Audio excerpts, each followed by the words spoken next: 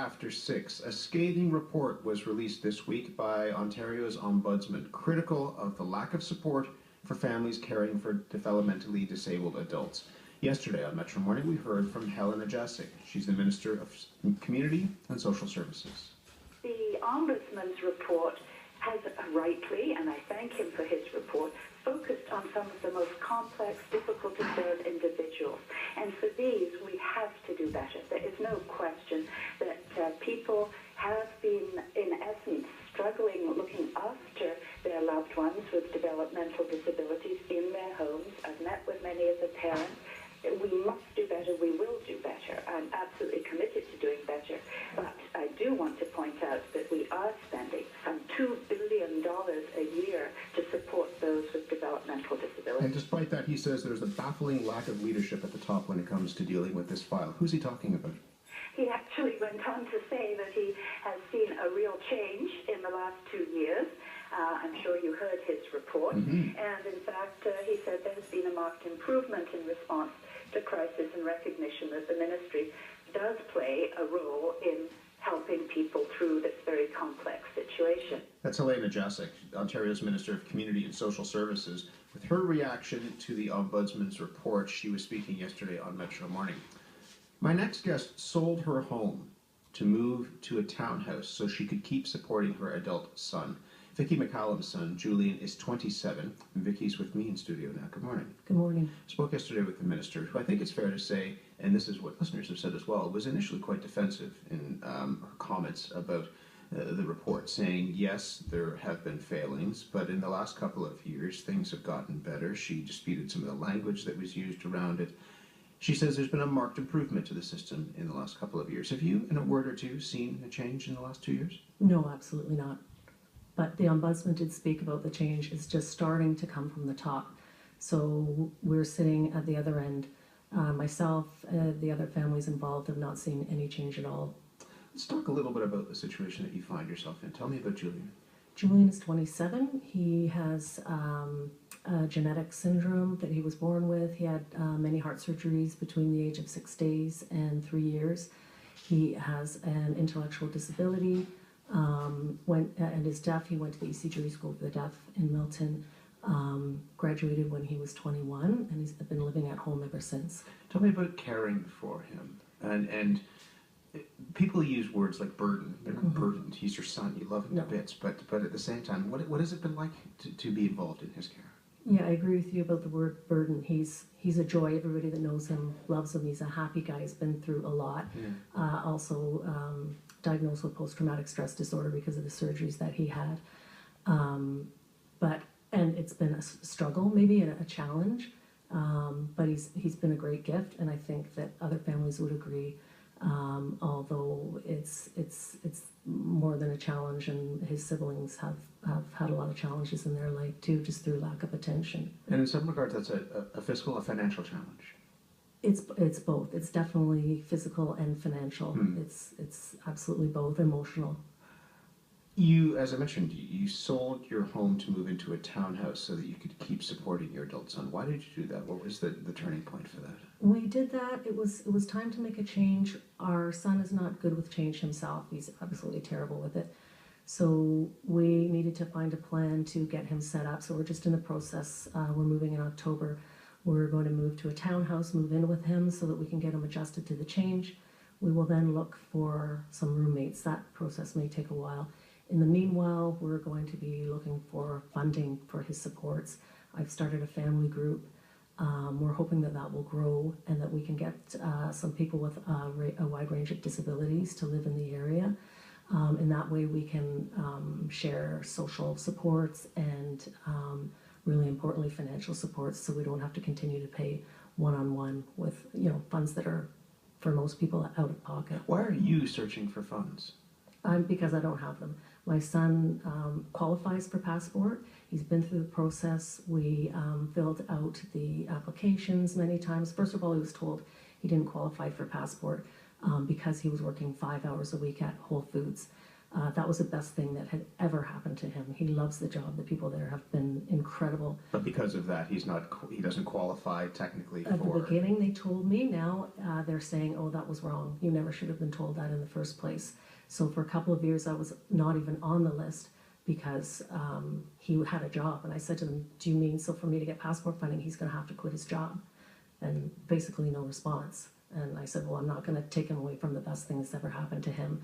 And since then, he's been on the list. He's been overlooked. I've called the offices 6 times, the ministry 6 times since July the 6th. I have left messages. The last message I said I'd be calling my MPP.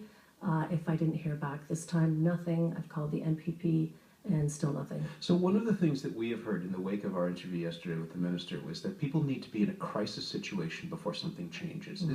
Does that square with what you've gone through? Oh, absolutely, 100%. And people that work in the field say, you're not going to get residential supports unless you're in crisis.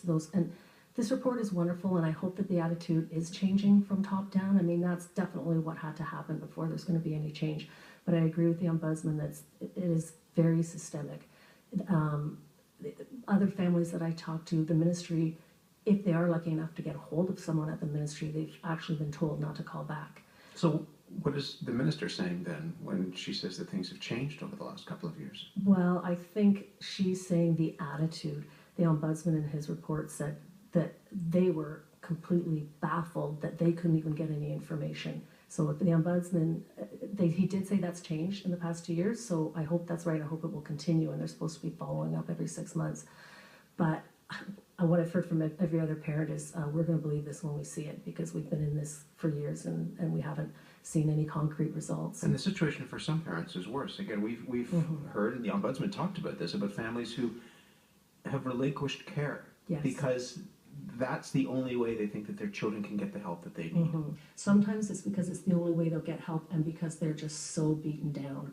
Can you imagine a situation like that? I can't even imagine it. When they were telling the stories yesterday of the people that they profiled in the report, I can't even get my head around being in a situation. And I'm so happy that if these recommendations are followed, the people in crisis, is basically they're going to learn how to put out fires in a more effective way. But there's families like myself and a lot of other families that we're just on a road heading towards a crisis. So this report hasn't really dealt. He has mentioned that it's a whole systemic problem. There's so many layers of bureaucracy that it's unbelievable. Families don't even know who to call most of the time. And so the other families like ourselves, we're on the road. And the way the process works now, we're going to hit that crisis at some point as we age, as we lose a spouse, as we become deeper and deeper in financial debt. And we're going to fall off that cliff and actually be in crisis. You can see that coming towards you? Oh, absolutely. You mentioned your daughters as well. Mm-hmm. How has all of this affected them?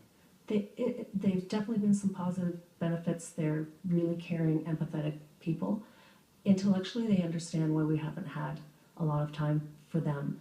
But with their hearts and with, kind of their soul, they feel somewhat neglected, and they understand that we've had to put a lot of time into having our son, but it's difficult. So as parents, all parents feel guilt, but as parents of a child with disabilities, the guilt's enormous. I mean, everybody arrived here, the whole group of people arrived with you at 5 o'clock this morning for this interview. They all wanted to come. But there's a sense of unity in that, right? Yes. That everybody is involved in this together. And I'm one of the lucky ones because I have family and great friends, and there's some people that don't have a supportive spouse or other siblings that can help out. And if you had the ear of the minister, what would you say in light of what's come out this week, but also the response from the government?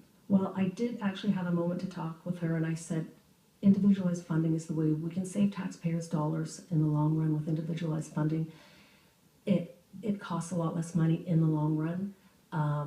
What it does is it puts the individuals with disabilities and their families can decide where they live, who they live with, how they spend their days. As it stands now in group homes, they're like mini institutions basically, and the individuals and families have absolutely no say. So that has to happen. It has to happen really quickly. Studies have shown that in the long term, there's great savings, and there's much more benefit, a huge amount of benefit to the individuals.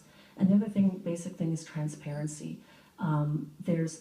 The passport agencies have no idea how the government is deciding who gets passport funding. They're not told, no one knows, and from the report here, it's evident that I don't think they know, and it's definitely not consistent across the regions in the province. So they need to start treating these individuals with more respect and the families with more respect, and give us some information and some transparency.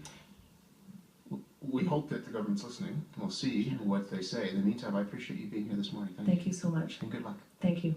It's Vicki McCallum. Her son Julian is 27, and she was talking about care and her response to the Ombudsman's report earlier this week, as well as the comments from the Minister yesterday, when it comes to Ontario's involvement in care for adults with developmental disabilities. We heard from a number of people about yesterday's interview. Would love to hear from you. How would you change the system, and how, if you are in a situation like Vicki is, have you managed to make things work in the absence of broader support? Let us know through the Vox Box. We want to hear your individual stories at 416-205.